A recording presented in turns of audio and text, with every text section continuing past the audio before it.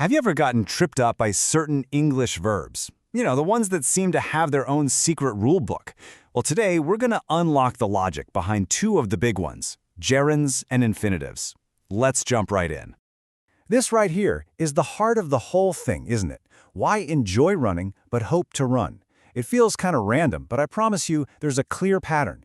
And by the end of this, you're not only going to see the pattern, you'll be using it like a pro. So first things first, what are these things even? We need to define our key players. Both gerunds and infinitives are pretty cool because they start their lives as verbs, but they actually work as nouns in a sentence. Let's break down what that means. Okay, on one side, you've got the gerund. This one is super easy to spot. You just take any verb, slap an ing on the end, and boom, you have a gerund. Think reading, singing, walking.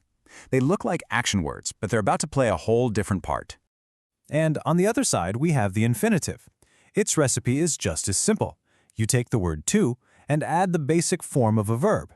That gives you things like to eat, to sleep, and to study. Again, it's a verb in disguise, all set to act like a noun.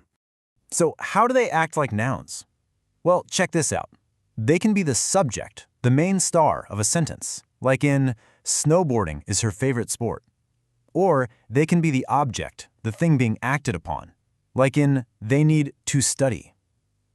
In both sentences, they're filling a spot that a normal noun, like soccer or books, would fill. All right, so now we know what they are. Let's get to the main event, the rules of the game. This is where we figure out exactly when to use a gerund and when to use an infinitive. For gerunds, you just need to remember three key things. First, they always follow certain verbs, like enjoy or finish, so you'd say, he keeps forgetting. Second, they love being the subject of a sentence, like we saw before with gardening is my favorite hobby. And third, this is a big one. They always come after a preposition, like about, on, or for. For example, I thought about taking piano lessons. Easy enough, right? Now, infinitives have their own set of rules. They follow a different group of verbs, like hope, need, or want. So we say she decided to apply. They also show up right after an adjective. For example, I was sad to see my score. And finally, they can follow a noun or pronoun object, like when the librarian told the students to be quiet. So the big secret for both of these, the word that comes right before them is your biggest clue. Okay, so you've learned the main rules. But you know, English just loves to keep things interesting.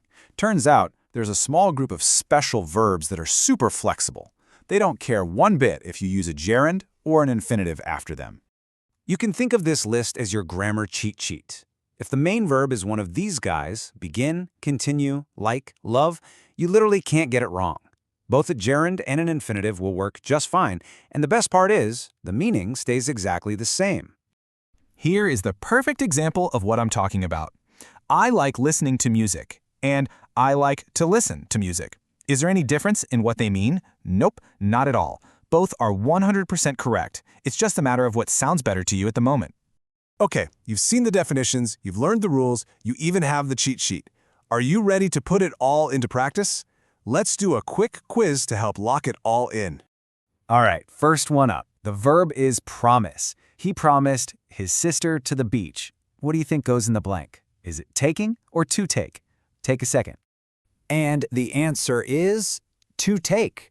If you remembered that the verb promise is on that special list of verbs that needs an infinitive, you absolutely nailed it. Great job. Let's try just one more. They considered to a new city. The main verb here is consider. What do you think?